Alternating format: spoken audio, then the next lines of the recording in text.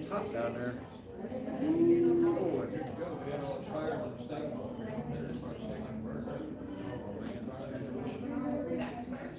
Down around Duncan, all over down there, like back there years ago. He worked as a welder for a company in Duncan for a while. He loved it. He could move to Duncan in a heartbeat.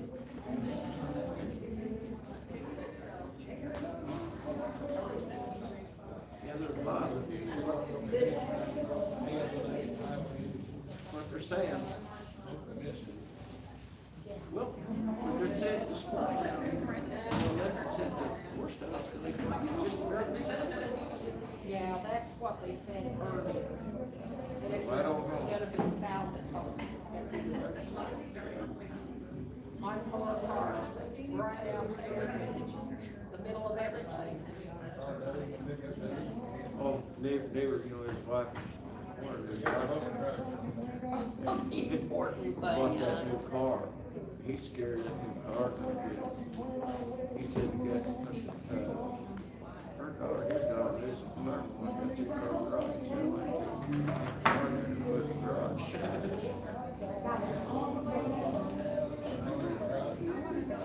don't know.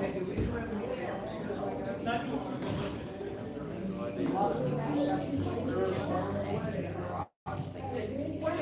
Someone can't open the garage doors. And somebody took a, like, girl that time down, gun pulled it, two car garage. And open the garage, and I had that much stuff put in the wall or something like that. That's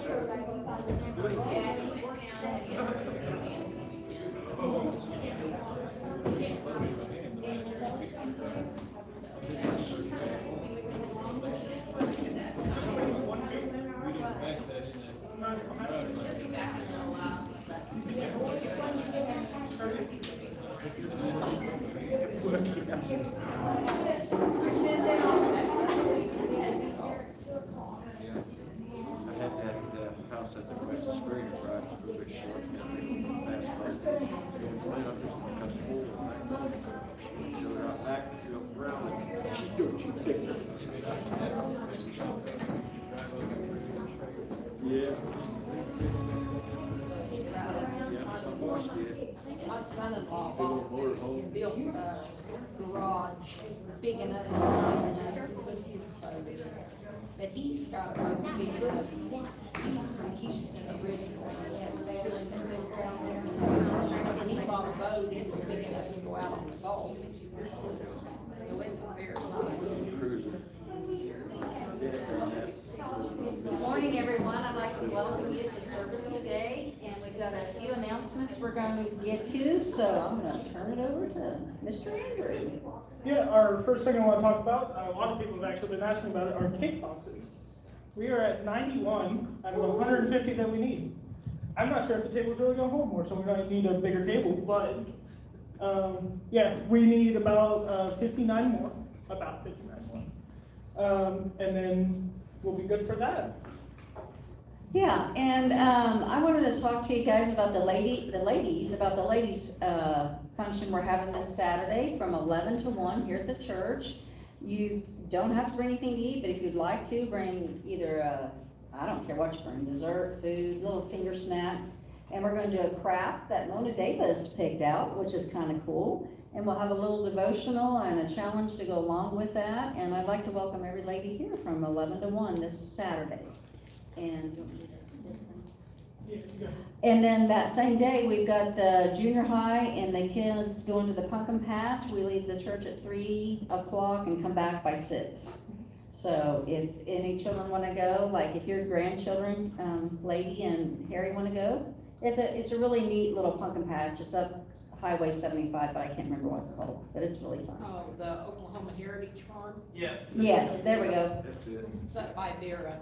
Yeah, And then also tomorrow night, we have our board meeting, that's at 5 for the guys that, need to be at that, and then, and then we've got, Andrew's ordination coming up on the 24th of this month, and we're gonna actually have the tables set up and decorated for him.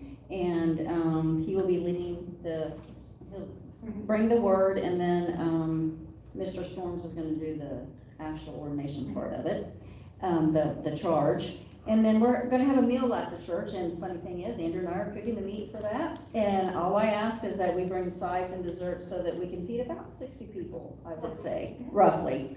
And, the praise team actually, Kay and I actually, and the rest of us get a break because the kids from school are gonna come home and lead us in worship that Sunday. So I'd like everyone to be involved and attend, and it's gonna be a good, Sunday as we send in to do the Lord's work. Awesome. And then now we're gonna move into our meet, greet, and eat time. Actually, I don't think we have anything to eat. That's sad. It is sad, Miss Diane didn't make anything, and Diane too didn't either. But we do have coffee. Go ahead, stand up, say hi to someone. There's candy in the orange bowl though. There is candy. It was 9 o'clock whenever I opened my first piece of candy, so I'm off to a good start today. Go ahead and go say hi to someone. Yes.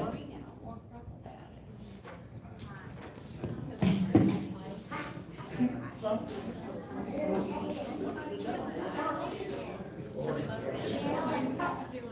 got lots of purple flowers on my, what do you call them? Everlast. I sent you the text. It's better just I didn't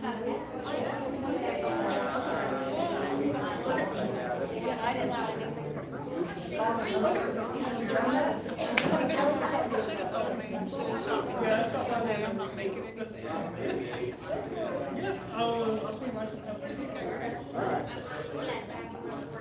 Last year. Maybe you had Brady ones here. I did. It's French Brady.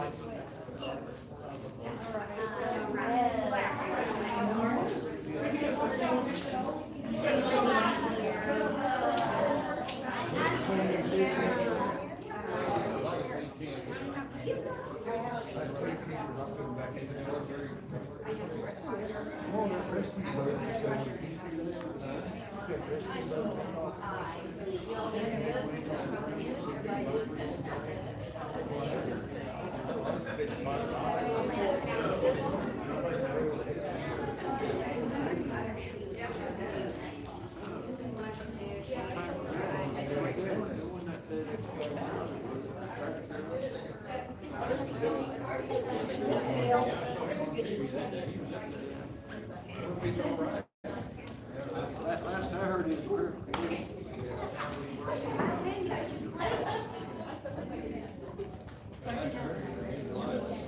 That's right.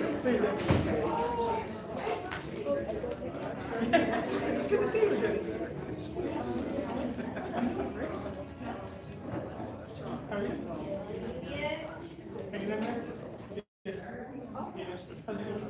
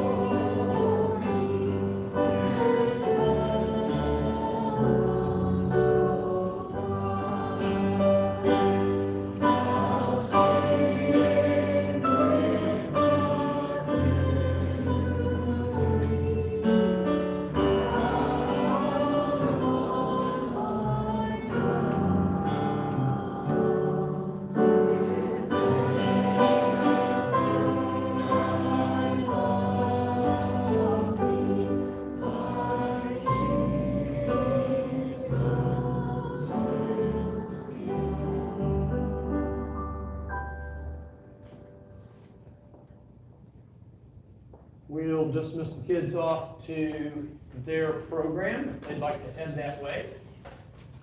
As we get into our message this morning, glad to have you with us on this amazing OU weekend. I mean, I don't think I need to say any more than that, right? Pretty, woo, yeah, there you go. There was a game. If you missed that one, you missed the movie, folks. I'm just telling you. You want to go back and watch that one if you can. Let me get us music stand here. Hold on. Thought I had one parked over here. We'll dig one out. Has anybody else's technology been acting weird lately? Like stuff sort of works and sort of doesn't work? You having that a little bit? Kind of funny, right? Kind of annoying, isn't it? So I was back there running the words for the songs, and that last song, when we were singing it, the little "You Shall Wait" thing was going on. I was like, click, click, click. No, that's not gonna work. So that's pretty frustrating. North Koreans. Yeah, it's something, right? That's for sure. So we'll talk more about that here in a minute, but let me just start by asking you a question. How'd you do this week, or this past week, I should say, loving others? That's what we talked about last week, right? We talked about coronavirus and mark of the beast and loving people who disagree with you. So how'd you do with it?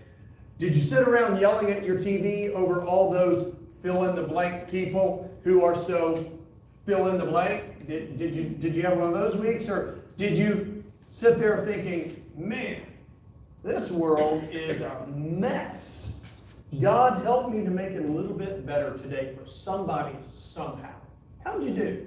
I found myself, I'll just be honest, I'll be honest with you, you know I'm always honest.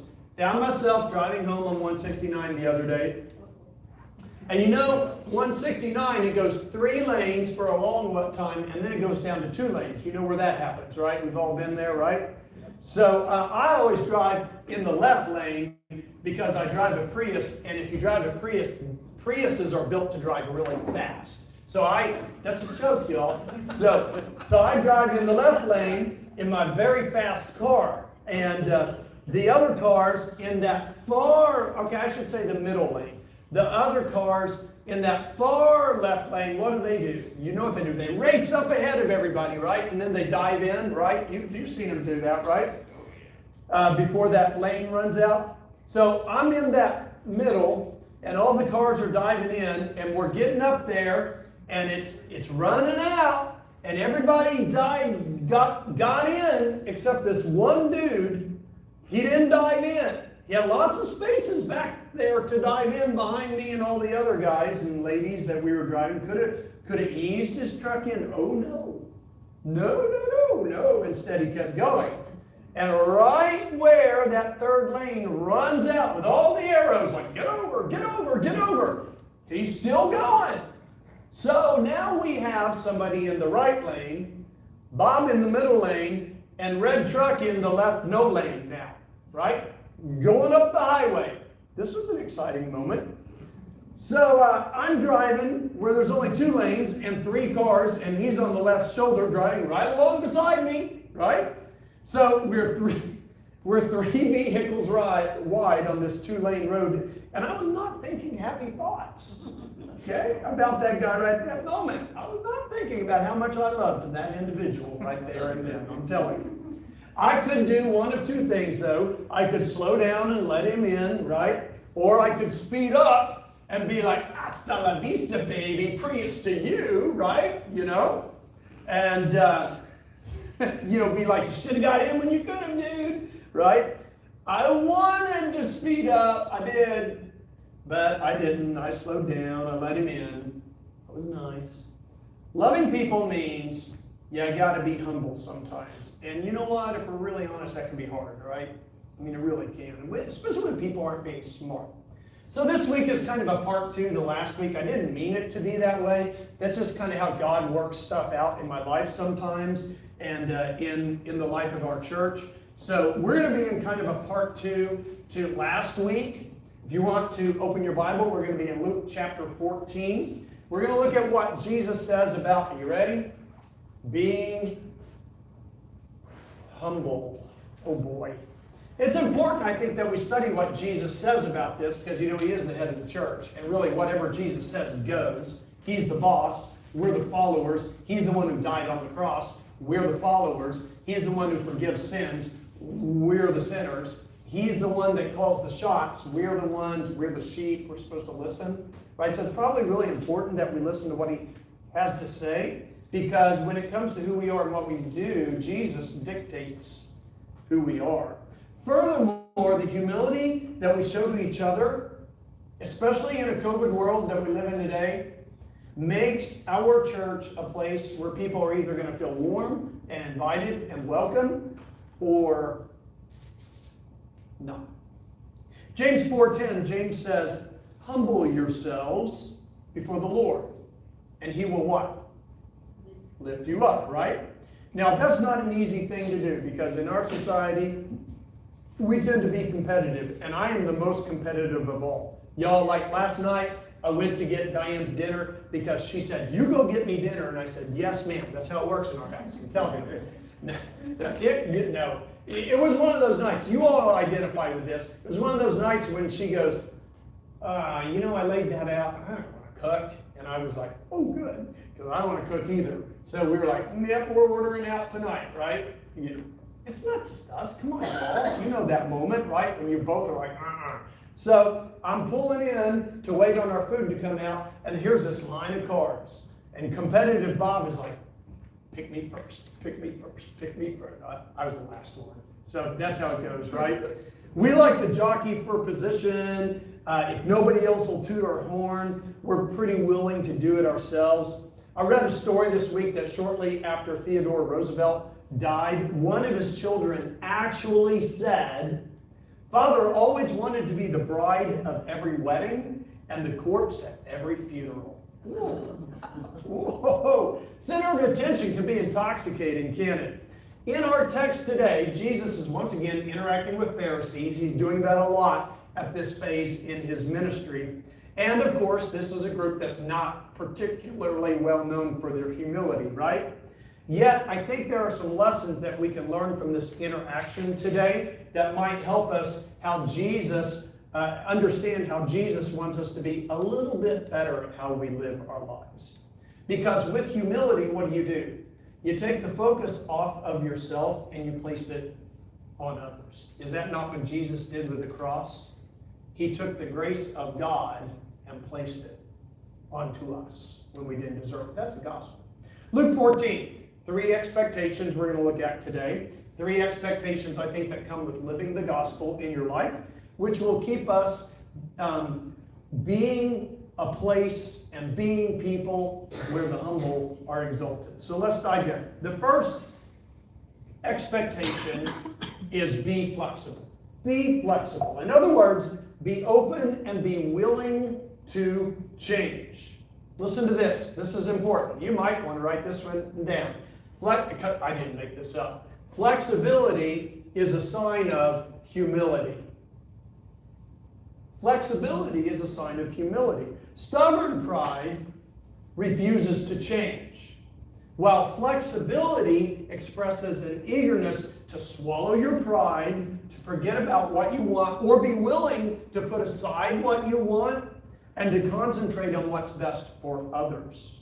Rigidness communicates, I'm comfortable, I'm secure, I'm in charge, my needs are being met, I like things the way they are, and that's how they're going to stay. Thank you very much. People who are rigid don't want to get out of their comfort zone. But a humble person is willing to sacrifice their self-interests for others. An example of this is the Pharisees. They didn't want to change anything in their world, in their culture, about what was called the Sabbath day.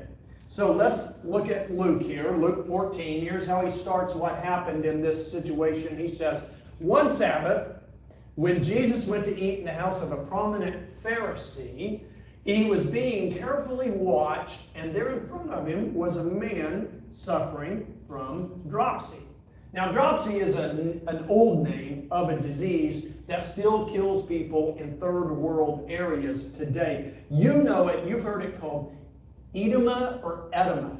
It is swelling of the tissues. I have a fella, an elderly gentleman, he's been a realtor for a long time, good friend of mine, works in the office where I work, and still does property management, just recently was diagnosed with heart failure, congenital heart failure, and his feet are already swelling, retaining that fluid. That's a form of edema, okay, or dropsy. Edema. I get these words. Edema, that too. Okay? That's a form of it. Dropsy is what we call it. Okay? So, this man is suffering from dropsy at this dinner. And in verse 3, I actually have 1, but it's 3, John continues. So Jesus asked the Pharisees, John says, and the experts in the law, is it lawful to heal on the Sabbath or not? But what they do? They didn't say a word, did they? So taking hold of the man, he healed him and sent him away. And then he asked them. Now listen, he says, if one of you has a son or an ox that falls into a well on the Sabbath day, will you not immediately pull him out? What's the answer to that? Yeah, because that's what they were doing. Sure. Yeah, and they had nothing to say. Why didn't they have anything to say? Because that's what they were doing. They would go rescue their animal.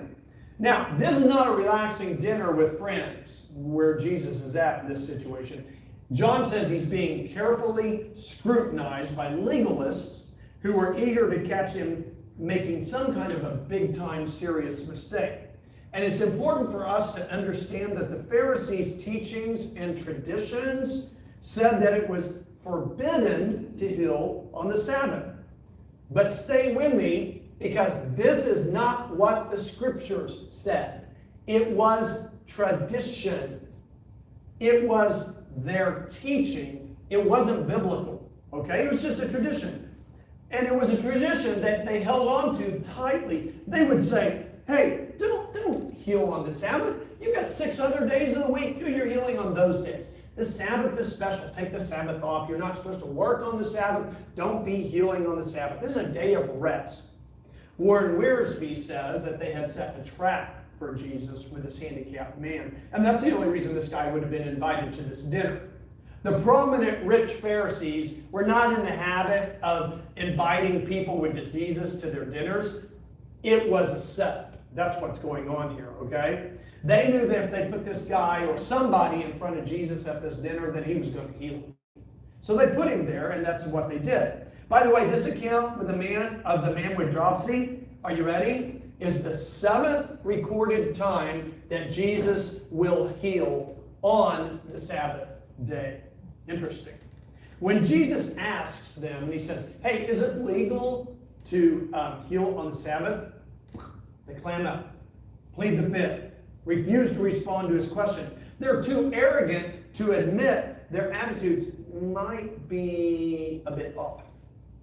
You see, it takes humility to be flexible. Churches are often tempted to become prideful and rigid, which results in getting bogged down in red tape and tradition and doing things the way we've always done things. Over the last 14 years here at our church, we've done a pretty good job at being flexible and making changes. I want to give you a couple of examples. You don't know this, but I have it in my calendar so I can remember it. Today is the day that, today, let me start that again. Today is the anniversary of the day a couple of years ago when God gave me the idea, pre-COVID, that we should go to 2 services. I saw that younger people weren't really coming to church, any church, on Sunday morning. Why not? Because young people stay up all night on Saturday nights, and usually about the time we're starting church is about the 2nd hour they've been asleep. So they're not getting up and going to church, right? So I thought, maybe if we did a later service time, maybe they will have slept enough and we could get some of the students to come to them. That time would appeal to them. So we rolled that out. You got behind it. We had success with that, came along. We did really well for a time. And COVID came along and made us change everything, made every church change everything. Couldn't even worship in person for a while. You remember that fun, right? Another change that we've had to deal with, and every church has had to deal with, is musical styles. Every church has struggled with it or has parked on one side of the issue or other. I want us personally to be a church musically that offers the newer worship songs that younger moms and dads enjoy and that you hear on the radio, but also to respect the tradition of the hymns like we did today, because the hymns communicate a beautiful message of the gospel. But preference for worship music tends to be like how we were talking about COVID last week. Somebody's got their mind made up, you ain't going to change it, right? And yet all worship music seeks to do just one thing. You know what that is? Give praise to God. Doesn't matter what kind of music it is. I want to give you something that I thought was kind of funny. I read it. Heard about an old farmer that went to the city one weekend, and he attended a big city, modern church, right? He came home and his wife asked him, well, how was it? And he said, well, it was good, but they did something different. They sang these things called praise choruses instead of hymns. Praise choruses, she said. Well, what are those? And he said, well, they're sort of like hymns, only different. She said, well, what's the difference? The farmer said, well, you know, if I said, Martha, the cows are in the corn, well, that would be a hymn. But if I were to say, Martha, Martha, Martha, oh, Martha, Martha, Martha, the cows, the cows, the cows, the black cows, the white cows, the brown cows, the cows, the cows, the cows. The cows are in the corn, the corn, the corn. Where are the cows? They're in the corn. The corn. The corn. He said, that would be a worship chorus. Now, that's pretty cute, right? As luck would have it, the exact same Sunday, a young new Christian from City Church was visiting family out in the country and went to their church. He came home and his wife asked him, well, how was it? Well, said the young man, it was good, but they did something different, however. They sang these things called hymns instead of praise choruses. Hymns, she said. What's a hymn? He said, well, they're like regular songs, only they're just a little bit different. She said, well, what's the difference? He said, well, it's like this. If I were to say, Martha, the cows are in the corn, he said, well, that's a regular song. That'd be like a praise chorus. But on the other hand, if I were to say to you, oh, Martha, dear Martha, hear thou my cry, inclinest thy ear to the words of my mouth. Turn thou thy one whole wondrous ear by and by to the righteous, immutable, glorious truth. So look to the bright shining day by and by, where all foul corruptions on earth are reborn, where no vicious animal makes my soul cry, and I no longer see those foul cows in the corn. He said, well, that would be a hymn. That's pretty fun, right? We've done a good job of making adjustments, I think, and realizing that different styles of music reach different people and being willing to have both in our church. Paul says in Colossians 2, verses 16 and 17, therefore don't let anyone judge you by what you eat or drink, or with regard to a religious festival, a new moon celebration, or a Sabbath day. These are a shadow of the things that were to come. The reality, however, listen to this, is found where? In Christ, right? Don't major in the minors, Paul is saying. Keep Jesus the focus. You know, when COVID came along, we had to move our students into this room because our youth building, as wonderful as it is, and I love our youth building, just didn't give us the space for social distancing at that time, which we had to have students together. So we moved our kiddos into here. We didn't have money to build a gym for them or a youth building for them that was bigger. You're not going to start a building project in the middle of a worldwide pandemic anyway. And it didn't take very long for us to discover, which we kind of knew, but pews and youth ministry don't go together. You got to have space for students, right? If you're going to run a youth program, you've got to have open space. We put that project before the board to make this a usable, flexible space and take the pews out. We talked it out, we voted on it, and you voted to move forward with that project. I want to tell you about a comment that I heard recently about our church from someone who visited. They said, I like how your church feels like a living room because of how we set it up now. It's comfortable, they said. It's inviting. It's welcoming. Today, because of that change that we went through as a church, removing the pews, Matt led us in getting the floor painted and taking on that project. Because of that, we're able to do things and do ministry that we've never been able to do before without having spent $500,000 on another building. We've been able to host the football breakfast in a comfortable space and serve in our other room. We've been able to turn funerals into family dinners right here in this space that fast. We've been able to run a powerful and an effective youth program with room to grow. We have Sunday morning worship that is now comfortable and flexible because of this space being structured the way it is. In that time, when we were doing all that, I was like, God, we gotta have chairs, because if we use all the chairs in the fellowship hall out there and we put them in here, then we won't have any chairs out there. See these purple chairs? I was praying to God about it, and He led me to a church in Owasso who donated 100 chairs to us. Tell me God wasn't in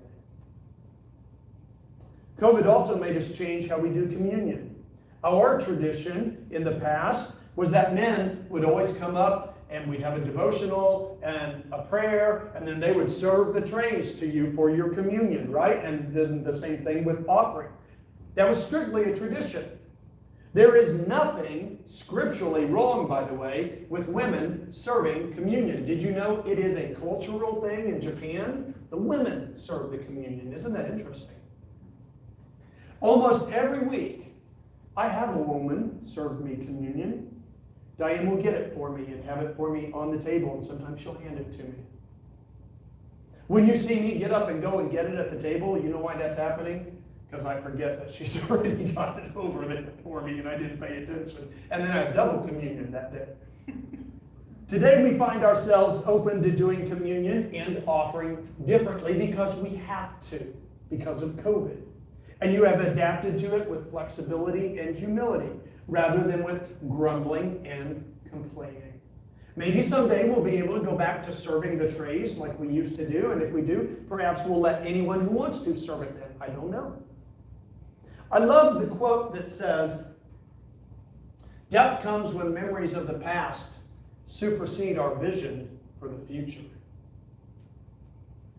Just dwell on that for a second.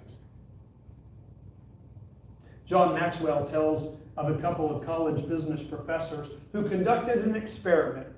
They took 4 monkeys and put them in a room, and they had a tall pole at the center of the room, and at the top of the tall pole they put some bananas. As soon as they closed the door, of course, one of the monkeys starts climbing the pole to get to the bananas, right? As soon as he got close to the top, just before he could reach the bananas, they had a trap door in the ceiling, and they doused him with a bunch of cold water. He went scampering back down that pole. He didn't care for that at all, right? He was squealing, scampering. He came down that pole. He abandoned his attempt to go get those bananas. Each monkey made a similar attempt to go up there and get those bananas. And every time they got close, boom, down came the cold water, down came the monkey, yelling, screaming about it. Now, after several attempts, they finally did what? They gave up. Then the researchers did something interesting. They removed one of the monkeys from the room and put in a new monkey into the room. And when the newcomer came into the room, he began to climb the pole. The other 3 came over and dragged that monkey off that pole, because they knew what was going to happen. They weren't going to let him go up there and get all wet with that cold water. After trying to climb that pole several times and being dragged down by the others, he would finally give up and he would never attempt to climb that pole again. But then the researchers replaced all of the original monkeys with one by one, and each time a new monkey was brought in, same thing would happen. He tried to climb the pole, all the others would drag him down. No monkeys ever got bananas. In time, the room was filled with monkeys who had never received a cold shower. but none of them would climb that pole. And none of them knew why. There are a lot of different times where in churches the death toll is sounded by the phrase, "We've never done it that way before." I guarantee you those words will never come off God's lips. There are many church members and church leaders who are afraid to climb the pole and try something new in their lives or in their ministry because they've allowed others to pull them down. We have not done that. We have adapted and changed through COVID and through being open and humble to God's leading. The Apostle Paul says in 1 Corinthians 9:22, "To the weak I became weak, to win the weak. I become all things to all men, so that by all possible means I might save some." Be flexible. The second thing we learned today from this incident with Jesus and the Pharisees is to be humble. Peter says in 1 Peter 5, "Clothe yourselves with humility." In other words, put humility on, like a jacket, like clothes. Put it on, wear it. God opposes the proud, but he gives grace to the humble. Here's what Jesus says in this setting with the Pharisees, verses 7 through 11. When he noticed how the guests picked places of honor at the table, he told them this parable. "When someone invites you to a wedding feast, do not take the place of honor, for a person more distinguished than you may have been invited. If so, the host who invited both of you will come to you and say, excuse me, tap, tap, tap, will you please give this man your seat? Then, humiliated, you will have to take the least important place. But when you are invited, take the lowest place, so that when your host comes, he will say to you, 'Friend, move up to a better place.' Then you will be honored in the presence of all your fellow guests. For everyone who exalts himself will be humbled, and he who humbles himself will be exalted." You know about the Pharisees, right? We've talked a big bunch about the Pharisees. They didn't want to humble themselves. Now, in Israel, let me take you to this scene. A meal table was an important place in Israel society, in the family. The people would jockey for position around a meal table before the meal was served so that they would have the better, more important seats of influence. It helped add to their status. Look at me. I'm sitting by Bob. Now, that would never happen. Actually, you might say, look at me. I'm sitting by Andrew. And you would have that important place. See, that's what that would happen. So they would try to put themselves where everybody would be like, man, he's sitting by that important person. It helped add to their status. So Jesus attacks their pride and their arrogance and their seat selection, but he doesn't stop there. He starts to dig deeper into their hearts. He said those Pharisees were bad, but you know what? The disciples weren't really much better, were they? Remember what happened with them? Mark 10, James and John come to Jesus. You remember what they say? Hey, Jesus, when you set your kingdom up, can we be on like your left and your right side? And when the other 10 disciples heard about it, the Bible says they cheered for them, right? No, they didn't. What were they? Indignant, right? Here were even the disciples, followers of Jesus, jockeying for seats of prominence. But you know what? Christians, we don't always want to be humble, do we? We say we don't have a problem with it, but if you go to a concert, like at the BOK Center or somewhere, and when we get to sit on the front row or maybe be in the box seats, which are really awesome because they have personal food service there and stuff like that, it's amazing how many people we tell about, oh, we were on the front row, or we were in the box seats, it was so cool. How many people we tell about that, as opposed to the years before, when all those other concerts, we were there up in the nosebleed section or back in the back. It's amazing how I can talk more about the big, expensive houses I sell than the starter house for just a young family. That's pride. On a Sunday morning here in our church, A visiting family showed up early, and this is a true story. I sat in a chair. This happened this year, where one of our members always sits. And I was here in the room when that happened, and I thought, oh man, they're visitors. I don't want to ask them to move. This is awkward, right? I don't know what's going to happen here. So I just watched. I was like, I just got to see what's going to happen. So when our member walked in and saw that their seat had been taken by somebody else, you know what the reaction was? Humble grace. Humble grace. When they saw that their chair had been taken, they just grabbed another one without complaining, without a scowl, and worshiped Jesus. When you come into this place, we got to check our ego at the door. You know what? When you get ready to leave this place and go out into the world to be the salt of the earth and the light of the world, check your ego again. Because the only way people are going to see Jesus in your life is if they sense that there's a humble spirit about you. In the Greek, the word humble means to be made low. Does that not describe Jesus, our Savior? It sure does, doesn't it? In Matthew 18:4, Jesus says, therefore, whoever humbles himself like this child is the greatest in the kingdom of heaven.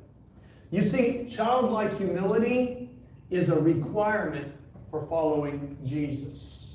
I love what John Ortberg says so well. He says, I'd like to be humble, but what if no one notices? Right? Ooh, the Christian life is filled with tests about whether you're serious about being humble. Here's a couple. The Bible says, repent and be baptized. What's a lot of people's response? Well, I'm not going to get dunked. Or is it, well, what would God have me to do? God says to bring the whole tithe into the storehouse. What's a lot of people's response? Oh man, there they go asking for money again. Or is it, you know what? God has supplied everything I need, and everything I have belongs to Him anyway.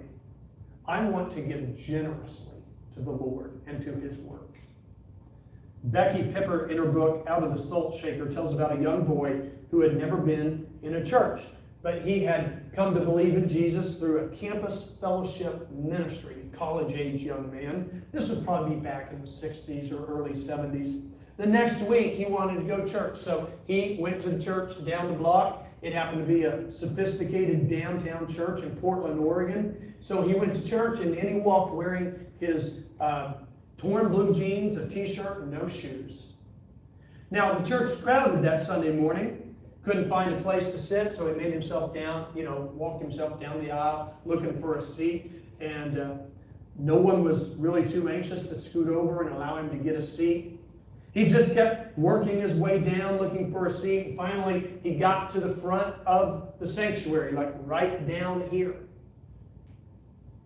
And he just plopped down and sat right down on the carpet, which in those days would have been acceptable behavior in a college fellowship, but was rather unnerving in this church setting. If you've ever been in high church, you'll understand this moment. Diane's church in Columbus, Indiana, where she grew up, was a really cool church. Love that. It was a really neat place. But it's high church. It's the kind of church where they have these gorgeous pews and a middle aisle, and the choir, they have this, it's one of those churches, think Catholic church. It's one of those churches where the stage is as big as the pew area, right? And the choir sits over here facing this way, and it was just high church. And that's what this church was, right? So the guy sits down up in the front, and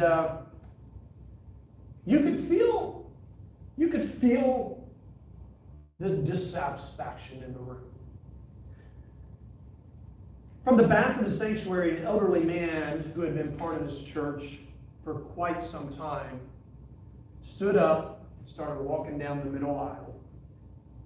Everybody kind of braced themselves because they knew what was coming. They knew the fellow was going to walk up there and tap the guy on the shoulder and tell him, man, you can't sit down here like this. This is inappropriate.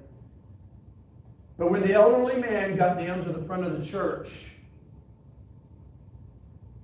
with difficulty, he knelt down and then he sat on the floor, on the carpet, next to the college student. And the two of them stayed there and worshiped through the whole service.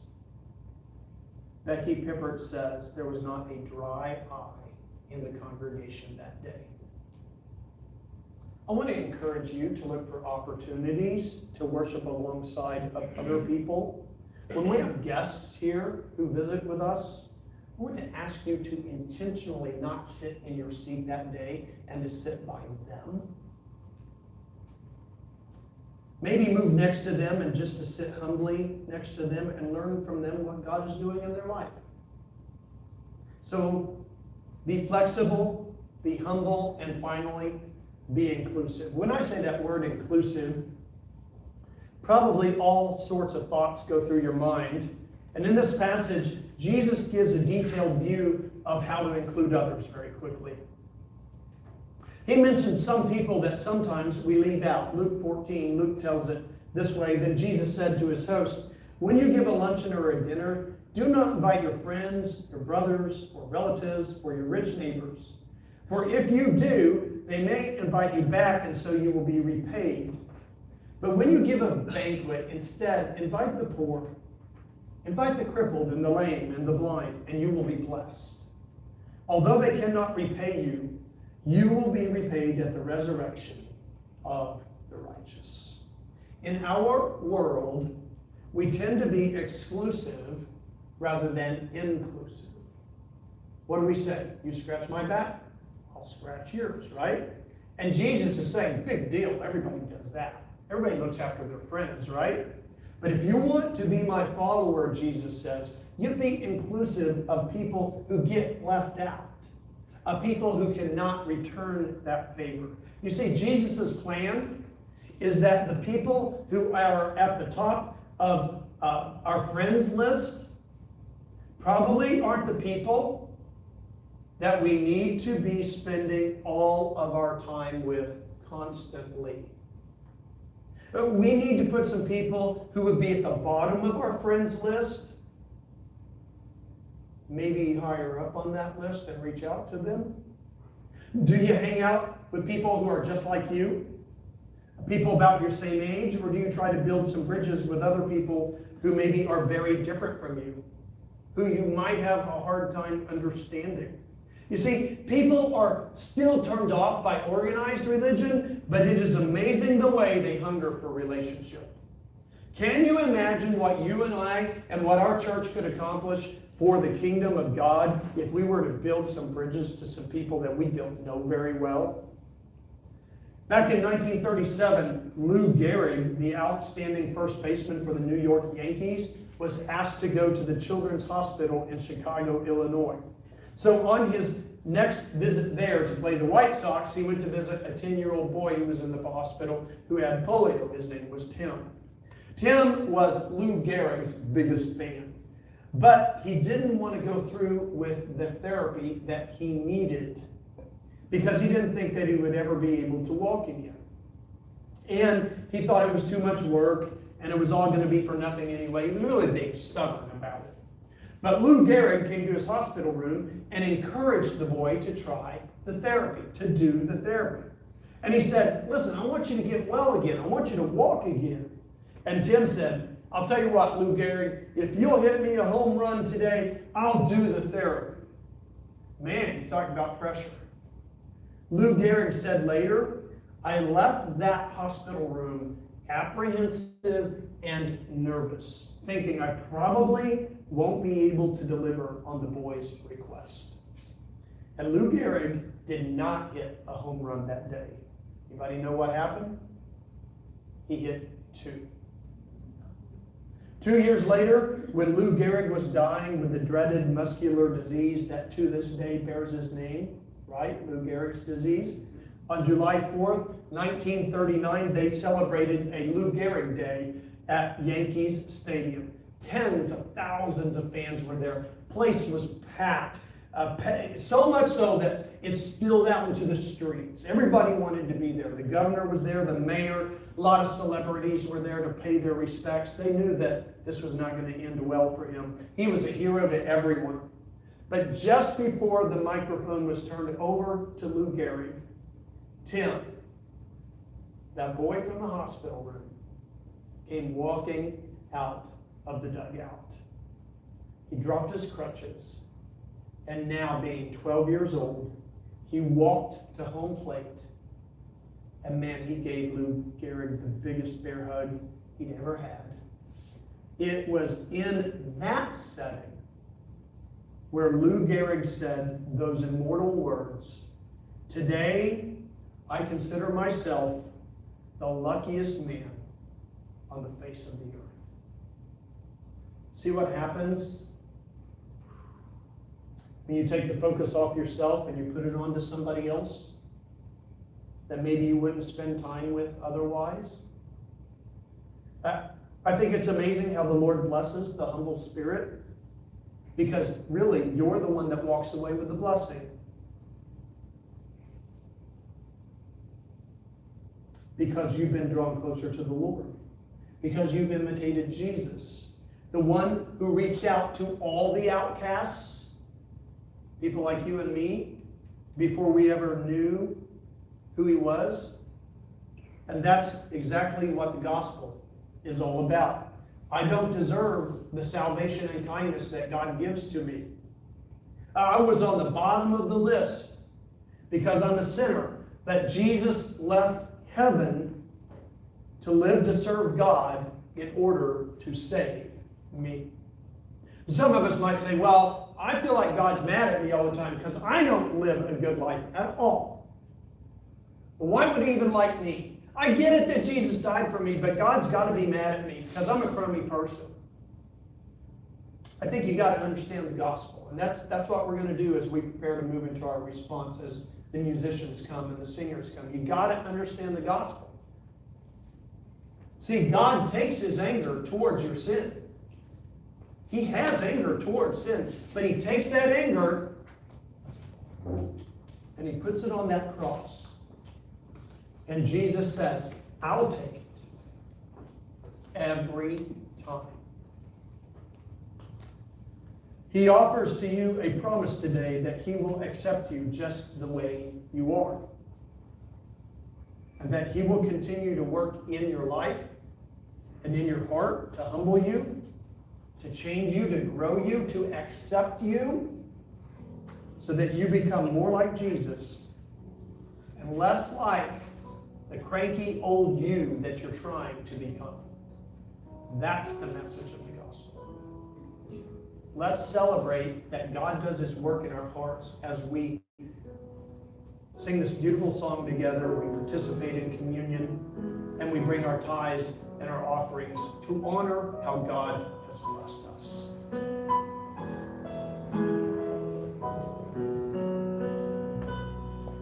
Good.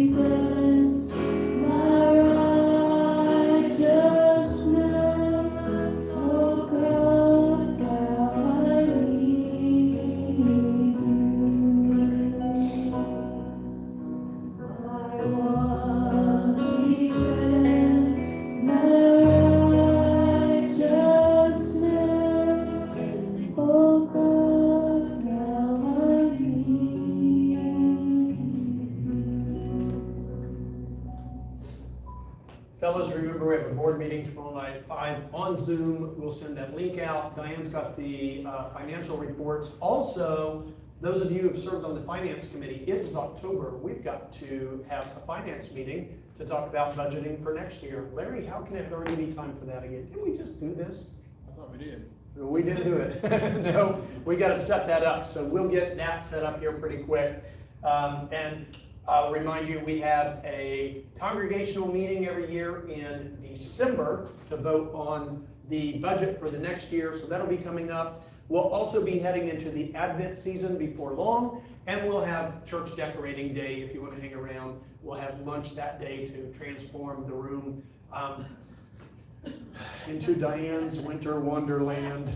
So, but yeah, that's all coming up. Also for the ordination, if you're willing to bring a side and a dessert, we don't have a sign-up page, but please let one of the Dianes know so we can start coordinating. Make sure we have enough dessert because that's important. Okay. Now, may the Lord bless you and keep you. May the Lord make his face to shine upon you and be gracious to you. May the Lord turn his face towards you and give you peace. You're dismissed.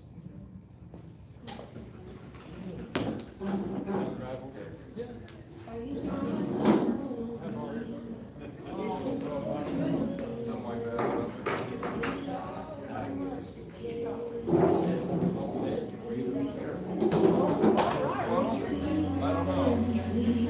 I never get over here. Shake your hand. Oh, somebody see you. You drive a long way. Come on, son. Oh, you live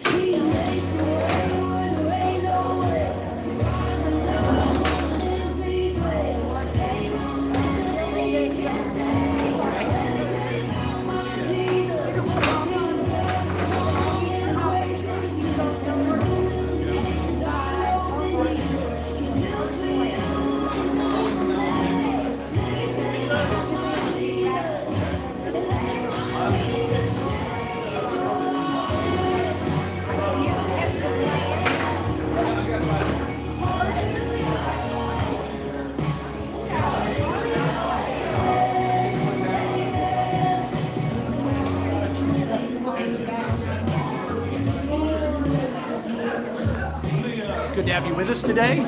Come to church in person. You're missing some really good fellowship. Be blessed.